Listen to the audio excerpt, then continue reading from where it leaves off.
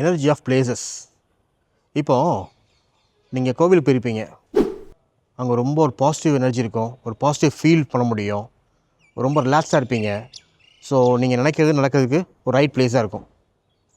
So அதுவே ஒரு hospital போகிறீங்க, ஒரு ஃபியர் எனர்ஜி, ஒரு ஸ்ட்ரெஸ் எனர்ஜி, ஒரு நெகட்டிவ் வைப்ரேஷன் உங்களால் ஃபீல் பண்ண முடியும்.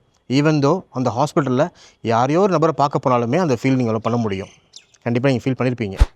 ஸோ ஓகே, நிறைய பேருக்கு கோவிலுக்கு போகிறதுக்கு பிடிக்காமல் இருக்கலாம், போக முடியாமல் இருக்கலாம், டைம் இல்லாமல் இருக்கலாம், டிஸ்டன்ஸாக இருக்கலாம், ரொம்ப லாங் டிஸ்டன்ஸாக இருக்கலாம்.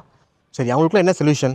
பிராணிக் ஹீலிங்கில் டெக்னிக்ஸ் இருக்குது. டெக்னிக்ஸ் மூலமாக நம்ம இருக்கிற லொக்கேஷனையே எனர்ஜைஸ் பண்ணி ஒரு பாசிட்டிவ் வைப் க்ரியேட் பண்ண முடியும். ஸோ அப்போ என்ன கவலை?